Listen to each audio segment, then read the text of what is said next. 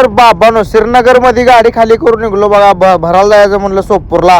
पुढं आल्यानंतर ना आहे टिकली बघा, सप्पा आहे घातली, पनवती लागलेली आहेच कायम, 7.5 मागं लागलेली आहेच.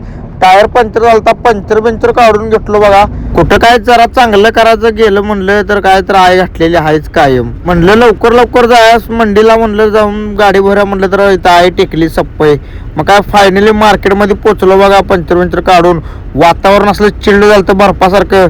पिल्लूच्या तोंडाला पण कापड बिपड लावलं मस्तपैकी. मग काय गाडी आज काय भरणार नव्हती, त्यामुळे थंडी पण असल्यामुळे पहिला पॅक मारा म्हटलं, चिल्ड होऊया म्हटलं. 15 दिवसात 2 ड्रायव्हर उडले डायरेक्ट थंडीने. त्यामुळे म्हटलं आपण पहिला मस्तपैकी हॉट मध्ये घ्यायचं म्हटलं, मस्त हॉट व्हायचं म्हटलं आणि निवांत झोपून टाकायचं म्हटलं दाबून. सकाळी पहिला गेले ऑफिसमध्ये पहिला चिठ्ठी घेतलो बघा. एम फॉर मंगलोरचा माल भरायला फायनल केली ती गाडी. आणि इथं थंडी खूप असल्यामुळे पहिला आई घाल्या म्हटलं निघून जावं म्हटलं आपल्या गावात.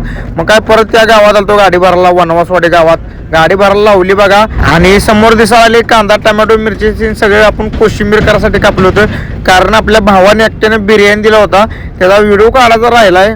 अमित नाव आहे त्यांना, तुम्ही बघितला आजच्याला पहिला कधी तासगावचा भाऊ. इथं कायम असते तिथं माझ्यासोबत तिनं आले की नाही.